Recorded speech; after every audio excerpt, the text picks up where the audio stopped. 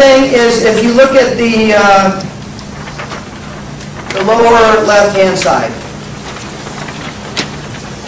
you know, as I mentioned, I'm not a market-driven speaker. I'm a mission-driven speaker, and I want people to make a commitment when they leave. And one of the things I'll do, and I really think one of the most powerful tools you can have for self-empowerment is these 7 simple promises of the Self-Empowerment Pledge. So one of the things I'll do is I talk about empowerment. And I try to get people to laugh a little bit. Like, any of you ever read a book on empowerment? Raise your hand if you've read a book about empowerment. Heard a supervisor say, I'm going to empower you. Heard the word empowerment so that if you ever hear it again, you're going to gag. I mean, it is. It's one of the buzzwords of management, isn't it? And usually when someone says, I'm going to empower you too, what comes next? Clean the gutters, mow the lawn. I mean, some stuff work that they don't want to do. And the truth is, it can't be done, can it? If I can, what's your name? Carmen. That took a lot of courage for you to tell me that, didn't it? Because you don't know what I'm going to do next. If I could give Carmen empowerment, I can sprinkle her with pixie dust of empowerment. Now you're empowered. Don't you feel great? You look like it. If I can give this to Carmen, what else can I do? I can take it away, right? And is that real empowerment? No. The only true empowerment is that which you give to yourself. If you're an empowered person, I might be able to take your job away. A friend of mine likes to say, if you haven't been fired at least 3 times, you're not trying hard enough. At least on that score, I was an overachiever.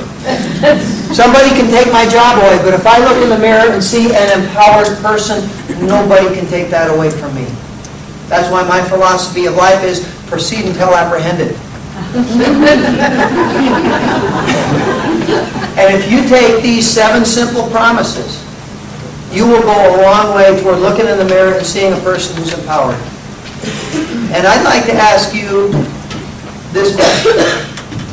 Think about this seriously. Would you invest 365 minutes in yourself over the next year if you knew absolutely for certain it would change your life for the better? 1 minute a day. That's the amount of time you waste, the portion of your life you burn up watching one TV commercial. Would you be willing to make that investment in yourself? 1 minute a day for a year. Would you? Yes. Raise your hand if you'd be willing. Better yet, don't raise your hand. Stand up. Stand up if you would be willing to invest that time in yourself. I'm just going to look here. Oh my goodness.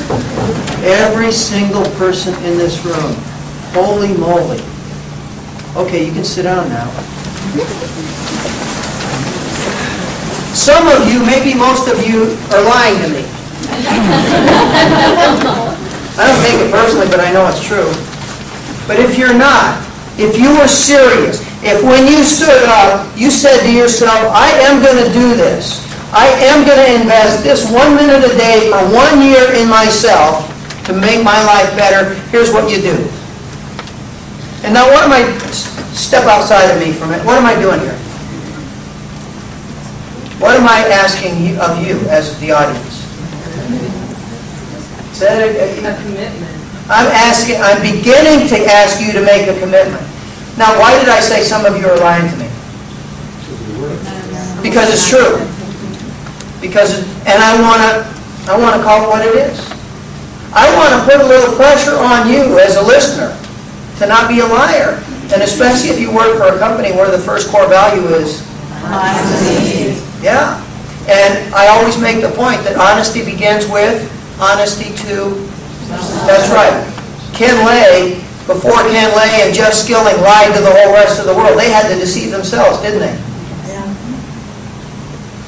So, if you're serious about it, here's what I'd ask you to do. Go home tonight, take this handout, take the self-empowerment pledge that's in this handout, and read these 7 simple promises. And ask yourself this question. If I really believe these things about myself, if I acted on these 7 promises, starting today, 5 years from now, would I be in a better place? Personally, professionally, financially, spiritually? If the answer is no, stop. You're already perfect. You're also not being honest with yourself. If the answer is yes, here's what you do. You get up Monday morning, and now I need a volunteer from the audience. Carmen, I haven't put you on the spot yet, so I'm going to empower you to be my volunteer and stand up and in an authoritative and commanding voice read to our audience Monday's promise. Are you, to them. There you go. I will take complete responsibility for my health, my happiness, my success, and my life, and I will not blame others for my problems or predicaments. Don't sit down yet. Give her a hand, though.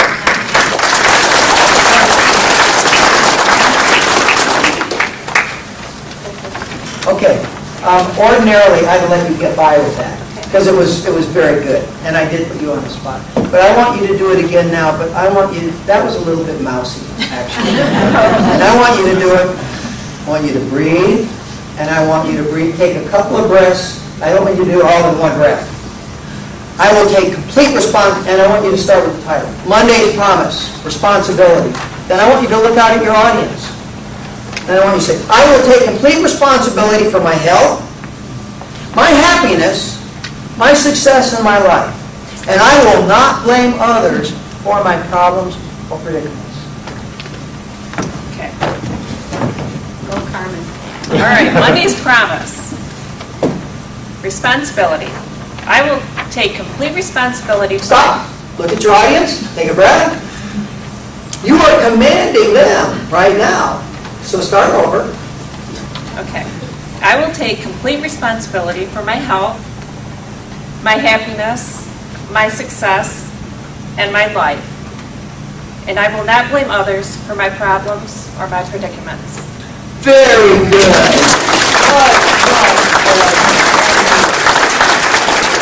By the way, you know what the difference is between a problem and a predicament? A problem has a solution. A predicament does not. A problem is an alcoholic neighbor. A predicament is an alcoholic mother-in-law. I thought that one myself. And then, and so I told that, alcoholic mother-in-law hundreds of times. And then I go on to point out, this is obviously the basis of the famous serenity prayer, isn't it? Give me the courage to change what I can, a problem, the serenity to accept what I cannot change, a predicament, and the decency to not bitch, moan, whine, or complain about either one. That's my own take on it. See, you can improvise, right? You can adapt things to your own purposes. So, I need another volunteer.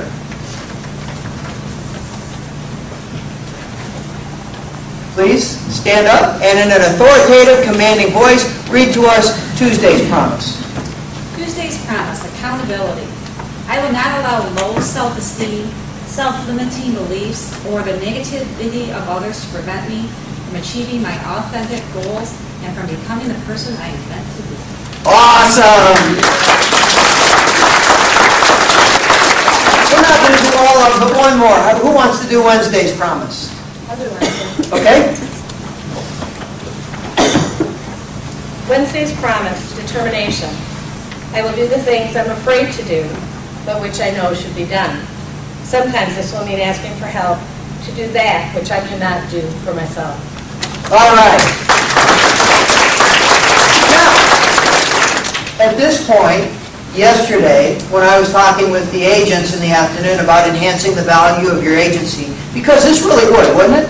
If everybody in an agency had this thing tacked up on their wall and they came in on Monday morning and said, today I will take complete responsibility and not blame other people.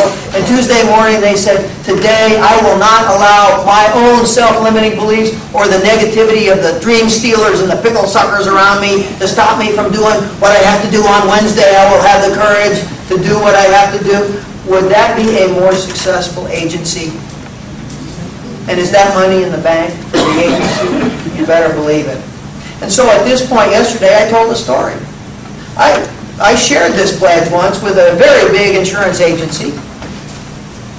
About 3 months, 4 months later, I got a call from this guy. He reminded me who he was, and I remembered him because he was the top producer in the agency. And he said, Joe, if the world was fair, right now I would be writing you a check for $10,000. I said, tell me more. He said, Wednesday's promise. Determination. I will do the things I'm afraid to do, but which I know should be done, even if it means asking someone else to help me. I said, really? What's going on? He said, well, for me it's not Wednesday's promise, it's every day's promise.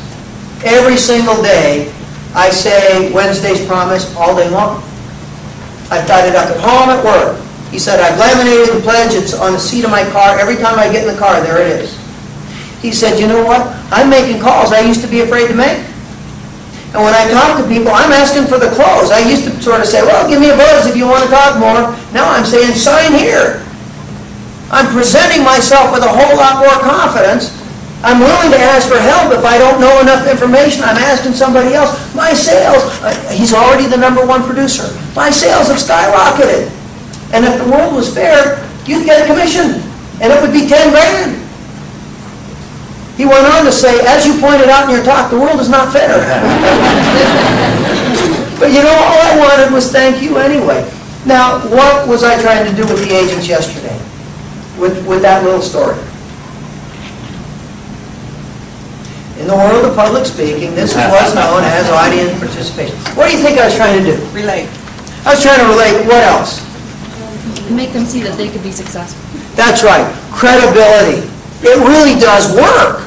I mean, I'm not some motivational speaker saying, up here saying, if you buy my tape, you can be like me. I'm saying people just like you have used this, and this is the kind of result they've gotten. Why not you?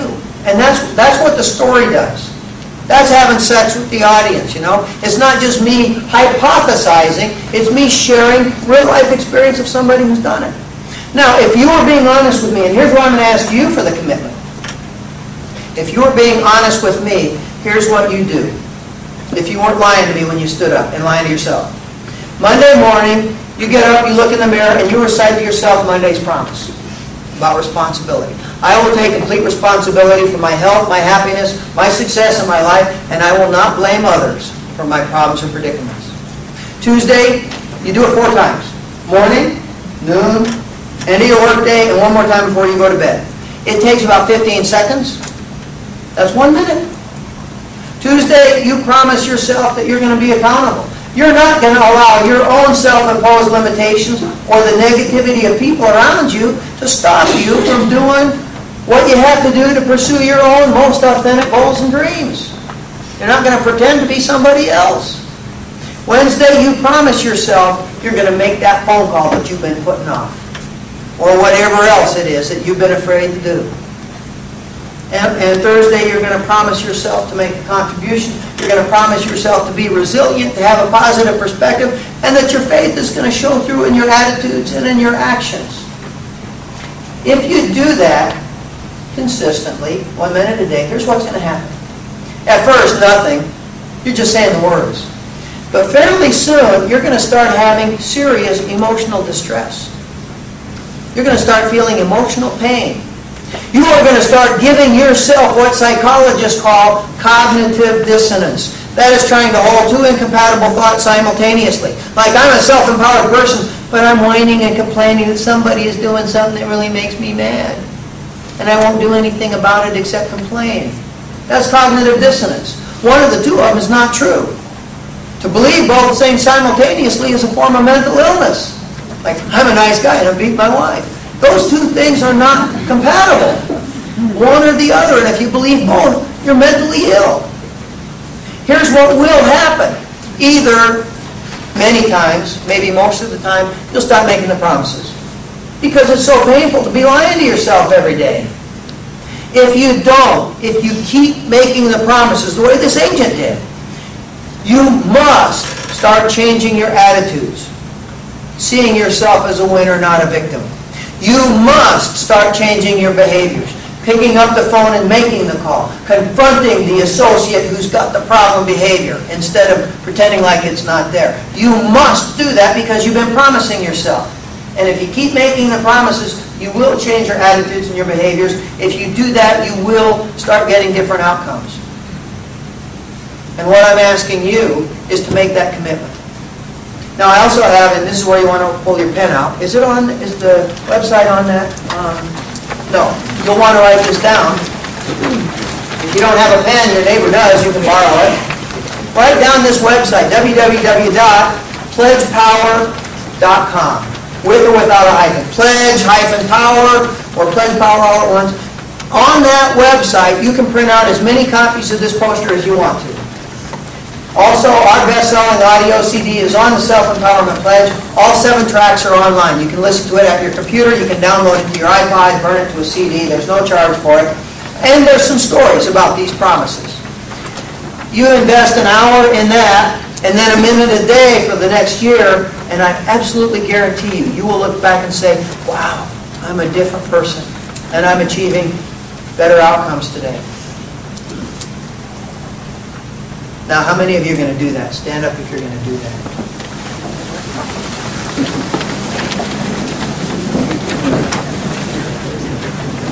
I'm in awe. I am. You can sit down now. But if you do, remember I gave the metaphor of the spark plug earlier? What do you call a car with no spark plugs? Dead. Dead. Although some wise. How do I say this without violating the National Speakers Association Code of Ethics? Yeah. Yesterday said, you call it a diesel. What happens if you take, look at this, tiny little piece of metal and ceramic. What happens if you take 4 or 6, or in my car, 8 of them, and you put it in the engine? It goes. It's alive. Drive a car up a mountain road, won't it? And if you got 8, all of them working in sequence like this, what do you call it? I call it a team. And when I'm talking to a CEO, when I'm trying to sell a CEO on hiring me to come in and share the 12 core action values with their people, I can talk all I want about teamwork, but what I do is I pull one of these things out, and I say, here's what we're going to do. We're going to find these people in your organization. Some of them are hidden. They may be in the housekeeping department. You don't even know these people are leaders waiting to become leaders. We're going to find those people. We're going to give them some tools and some skills and some energy and some motivation to use those skills and tools and that energy. And they're going to do this. And when they start doing this together as a group, it's going to spread that spark throughout your organization, and you're going to start seeing changes in your culture as people become more self-empowered and stop blaming other people.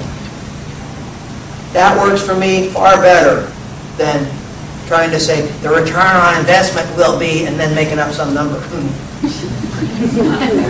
Which, anytime somebody says return on investment will be, they're making up a number. Let me tell you another one, another source of great stories. How many of you have direct contact with insurance agents? Many of you. If you don't, shouldn't you? Shouldn't you make a stop on someone and just say, I'm in. Who did not raise it? Raise your hand if you didn't raise your hand. What do? Personnel. Personnel. Wouldn't it make sense for you to stop into some agent and say, I work in personnel at Auto Owners Insurance, and it would be helpful for me, since I'm responsible in some way for a lot of the people who work for you, it'd be helpful for me to know what you do. Wouldn't that be a good thing to do? What's your name? Suzanne. Suzanne, are you going to do that?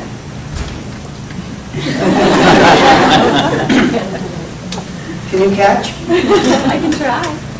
No, I will catch it. Were you there yesterday? No, but I know I shouldn't say that. Okay, that's your reminder. That's your spark to go walk in, get out of your comfort zone, go walk into an insurance agent, introduce yourself. Who's next door? You guys own, I learned this yesterday. You own a building next door that you're renting to somebody on some street right next door to the hotel. Anyone know who's in that building? You drive by it every day. The Michigan Hospital and Health Association. About half of my work is with hospitals. I'm a recovering hospital administrator. I will get way out of my comfort zone if we have time permitting, because all I have to do today is drive back home. Put the top down and cruise through. It'll take me 3 hours to get to Chicago, 3 hours to get through Chicago, and then 3 hours to get home. I'm going to get way out of my comfort zone, and I'm going to go over and I'm going to talk to the executive director over there just to introduce myself. That's terrifying for me. You've got to be able to do that, though. That's part of why we're here, isn't it? Learning how to speak, present ourselves more effectively. What got me off on that? Oh, yeah. If you want to have some great stories, talk to your agents. You can get great stories from them. And the example I gave yesterday is if you're trying to sell life insurance, some kid comes in, he's got, a Harley Davidson t-shirt and the barbed wire tattoo and the bandana. He comes in with his wife and their 2-year-old child, and you sell him a policy for his Harley, and then you say, you really ought to have life insurance. Oh, I can't afford it. Got to make the Harley payments, You got two approaches, right? You can pull out the mortality tables and say, well, guys like you who ride Harleys without helmets are likely 10% of the time to have accidents and 10% of those die, and you really ought to have life insurance because you may be one of those. You can do that. Or you could say, I had a guy just like you come in about 2 years ago with his wife, and he couldn't afford life insurance either. And his wife, she just broke into tears, and she said, honey, every time you hop on that Harley, my heart stops, and I think, what if you were to get hit by a car or a truck? How would I take care of Junior? And she said, please. And the guy disconnected the cable, bought life insurance, and sure enough, two weeks later, he got run over. And you know that on his way to heaven, he was saying, thank you, God, for waking me up to my responsibilities. Which one of those two is going to sell life insurance to me?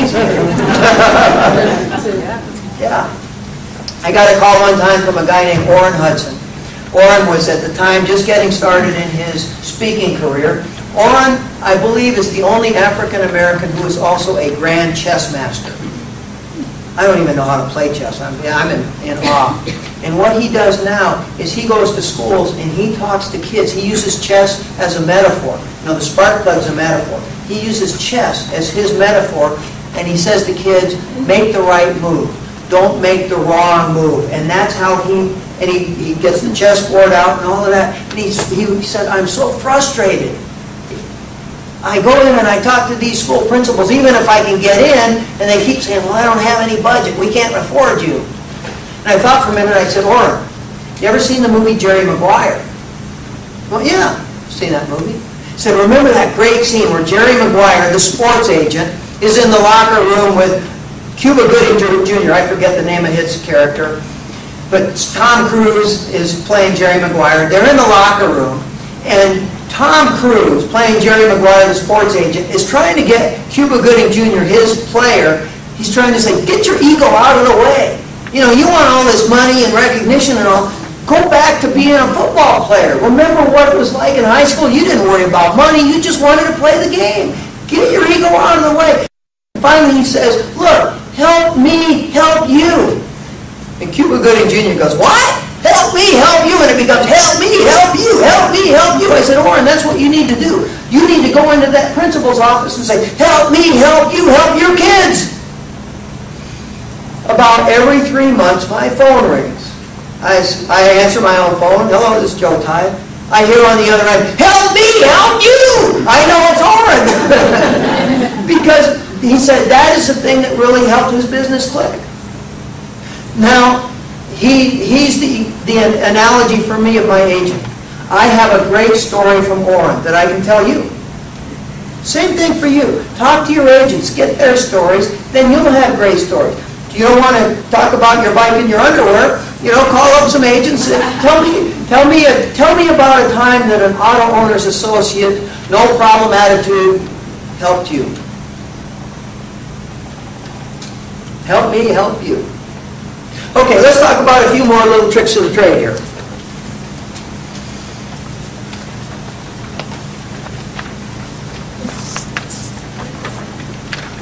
If you want to really come across to your audience, there are 3 P's that you have to do. One is preparation. Know your audience, know your topic. And by the way, if you want to have a catalog of great stories to tell, knowing what the point is, knowing who you are, knowing what is it that I'm trying to get across to people will help you be on the lookout for those stories. For example, if you know that, if I know I do a lot of work with companies that are in trouble, I go to a movie like U571, I say, oh, well, there's a great story. I'm paying attention for it, when otherwise it might have just gone by. How many of you have ever worked in a dysfunctional work environment? The book, One Flew Over the Cuckoo's Nest. How did Randall Patrick McMurphy turn a bunch of crazy people into a high-performance work team out there on the boat in the ocean? So you read that book or see the movie, and now you got a great story. But see, if you had just watched the movie for entertainment without knowing, gee, I got to work in this dysfunctional work environment, the story would have gone right past you. Give me another example. Other than dysfunctional work environment. What else might you be trying to convey to people? Teamwork. You say Teamwork. teamwork. Give me an example of a place where I can find a story about teamwork. Bad News Bears. Bad News Bears. Tell me why. Well, because there are a bunch of misfits that got together and through teamwork got good. Now, I know you can tell that story because I've seen you tell the story. Could anyone else watch that movie, maybe watch it a couple times and tell that story? Sure, sure. Give me another example. Dun, dun, dun, dun, dun, dun, dun. I'm not going to let you off the hook. Lewis and Clark. Lewis and Clark. What would the purpose be behind that first? Well, they had a... No. You're trying to find a story to make a point. What would the point that you're trying to make that led you to Lewis and Clark be? Teamwork. Oh, teamwork. We're still on teamwork. Okay. Why Lewis and Clark? Well, disparate people can work well together, and they had kind of a co-captaincy that got them across the country. Yep. You know, another thing I'd say about that is that they really illustrated the what I call contrarian toughness. It's snowing. Oh, great. We don't have any food. Great. Not many people can do this. Look at us. What else? Give me, other than teamwork, what's another topic you might want to address? Oh, You know, I have not heard anything from this quadrant back here. Maybe it's because, I don't know if the camera can follow me here, but maybe it's because I'm too far away and you all just haven't been able to hear me or some sort of thing. What's another example of some point you might want to make with a story? Attitude. And what's a good example of a book, a movie, a story from home that you can tell that would say what you want to say about attitude?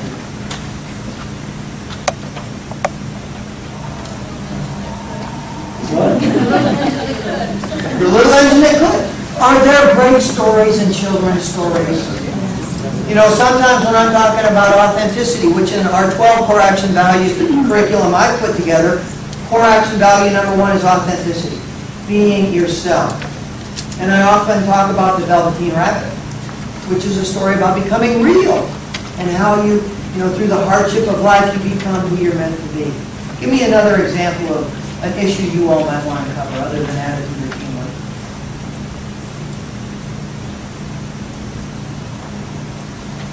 Dun, dun, dun, dun, dun, dun. Young lady, you. Yes. You're about to go in and talk to 15 coworkers. What is the most important thing you want to tell them? Hard work and determination. What is an example of a story, a book, a movie that, what's your name? Renee. That Renee could tell to kick this thing off to get people's attention, grab them by the collar and pull them in, that hard work and determination are really important. Yes, young lady. Rudy! There, what's your name? Catherine. Rudy would be a great story, wouldn't it? Okay, well, you guys are doing okay. You're okay. This is good. How about this quadrant? What's your name? Cindy. Cindy. I'm Joe. Nice to meet you. Nice to meet you. What would be something that you'd want to convey to a room full of coworkers? Timeliness. Time, what do you mean, like showing up on time for meetings? Is that a pet peeve of yours? Okay. Me too. I'm never on time. No. I have a friend of mine has a little poster. It's a picture of a naked baby looking back over her shoulder like this, or his shoulder, you can't tell. It's like, that's me, a little behind as usual. So, other than my poster, what is a good example of a book or a story, a movie that, what's your name again? Cindy.